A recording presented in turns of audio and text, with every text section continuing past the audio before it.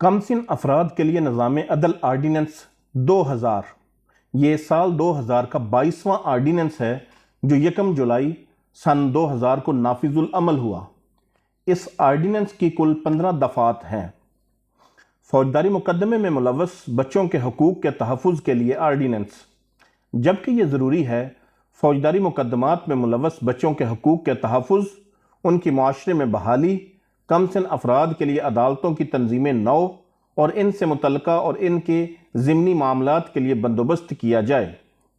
اور جبکہ 14 اکتوبر 1999 کے ایمرجنسی کے اعلامیے اور عبوری آئین آرڈر نمبر 1 بابت 1999 کی تعمیل میں قومی اسمبلی اور سینٹ تحلیل ہو چکے ہیں، اور جبکہ صدر مملکت مطمئن ہیں کہ ایسے حالات موجود ہیں جو فوری اقدام کے کرنے کا تقاضا کرتے ہیں۔ اس لیے اب 14 اکتوبر 1999 کے ایمرجنسی کے اعلامیے اور عبوری آئین آرڈر نمبر 9 بابت 1999 اور عبوری آئین آرڈر نمبر 1 بابت 1999 کی تعمیل میں اور اس ضمن میں مجاز بنانے والے اختیارات استعمال کرتے ہوئے صدر اسلامی جمہوریہ پاکستان مندرجہ ذیل آرڈیننس بخوشی وضع اور نافذ کرتے ہیں۔ دفعہ نمبر 1 مختصر عنوان دائرہ کار اور آغاز نفاذ۔ سب سیکشن 1 یہ آرڈیننس کم سن افراد کے لیے نظام عدل آرڈیننس 2000 کہلائے گا۔ سب سیکشن 2 اس کا دائرہ کار پورا پاکستان ہے۔ سب سیکشن 3 اس کا نفاذ فی الفور ہوگا۔ دفعہ نمبر 2 تعریفات، سوائے اس کے کہ موضوع یا سیاق و سباق میں اس کے منافی کچھ درج ہے، اس آرڈیننس میں دارالاصلاح بورسٹل انسٹیٹیوشن سے مراد کوئی ایسی جگہ ہے جہاں کم سن مجرموں کو حراست میں رکھا جاتا ہے اور ان کی ذہنی، اخلاقی اور نفسیاتی نشوونما کے لیے تعلیم و تربیت دی جاتی ہے۔ بچہ سے مراد وہ شخص ہے جو ارتکاب جرم کے وقت 18 سال کی عمر کو نہ پہنچا۔ ضابطہ سے مراد مجموعہ ضابطہ فوجداری 1898 ہے۔ سرپرست سے مراد والدین میں سے کوئی ایک فرد یا ایسا شخص ہے جسے حقیقتاً بچے کی سرپرستی سونپی گئی ہے اور اس میں ایسا رشتہ دار شامل ہے جو بچے کی ذمہ داری لینے پر رضامند ہے۔ کم سن افراد کے لیے عدالت سے مراد سیکشن 4 کے تحت قائم کردہ عدالت ہے۔ جرم سے مراد فی الوقت نافذ العمل کسی قانون کے تحت قابل سزا جرم ہے، اور پروبیشن آفیسر سے مراد مجرمان کی پروبیشن آرڈیننس 1960 کے تحت مقرر کردہ شخص یا کوئی ایسا شخص ہے جسے صوبائی حکومت اس آرڈیننس کے تحت پروبیشن آفیسر کے افعال سر انجام دینے کے لیے مقرر کرے۔ دفعہ نمبر 3 قانونی معاونت۔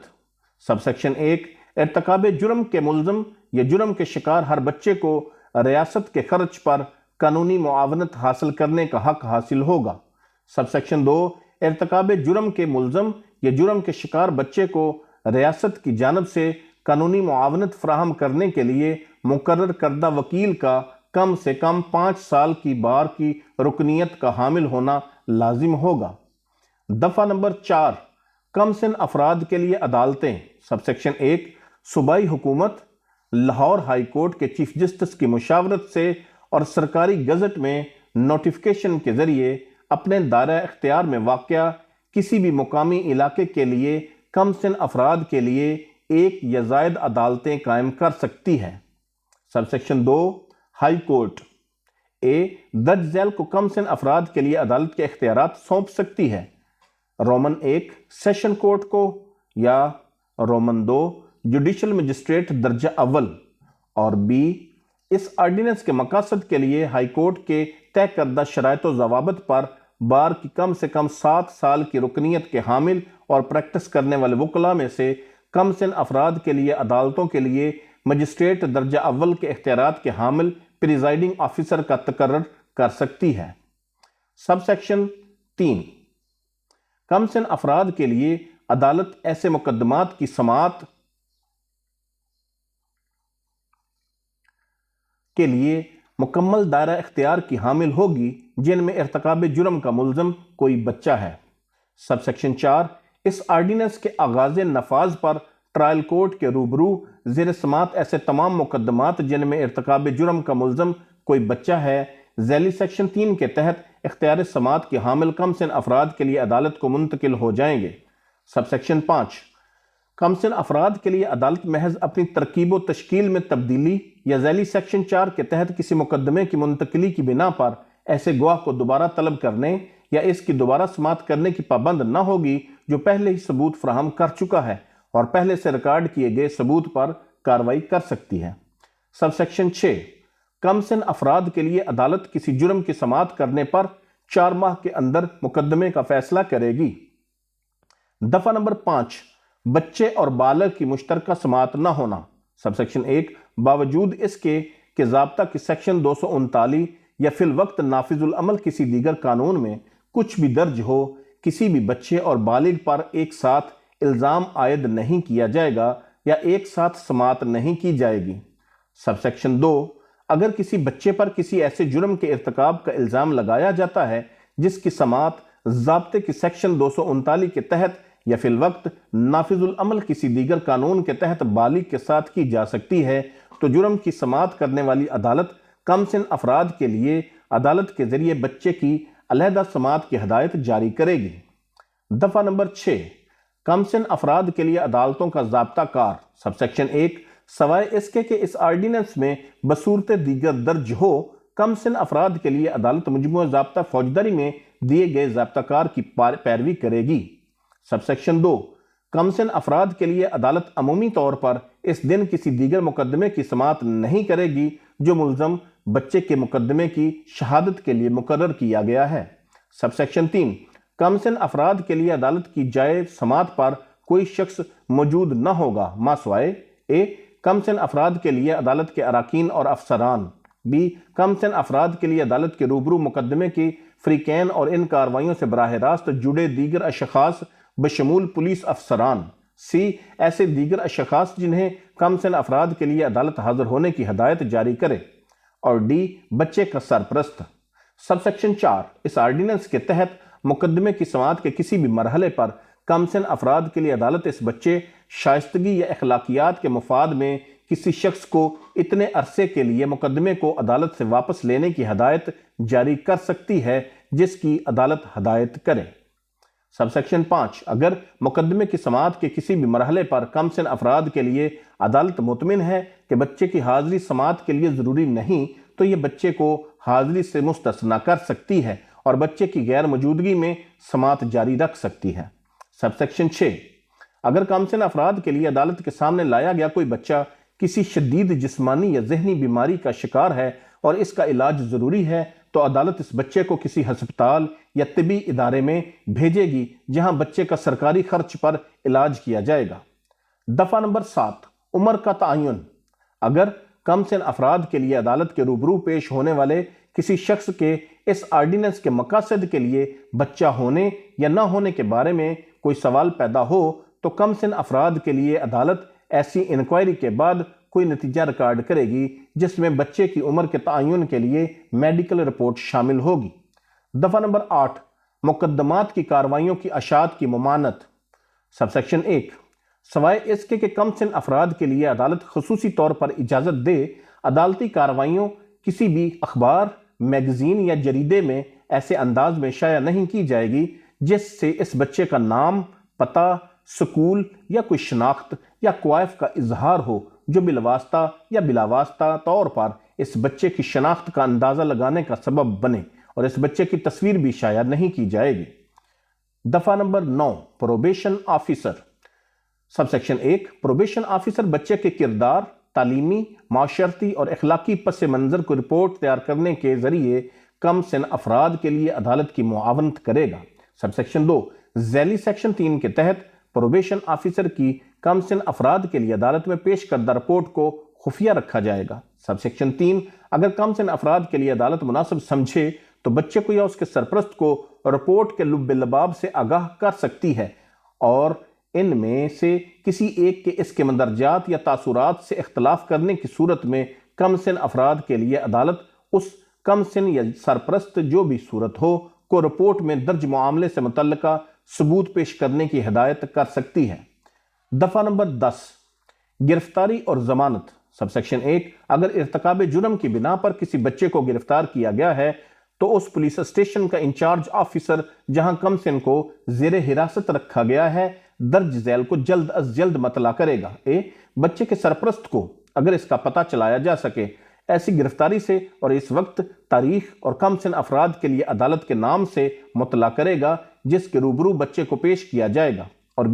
متعلقہ پروبیشن آفیسر کو تاکہ بچے کے بارے میں ایسی معلومات اور دیگر اہم حالات سے متعلق معلومات حاصل کرنے کے قابل ہو سکے جو انکوائری کرنے میں کمسن افراد کے لیے عدالت کے لیے مددگار ثابت ہو سکیں۔ Sub section 2،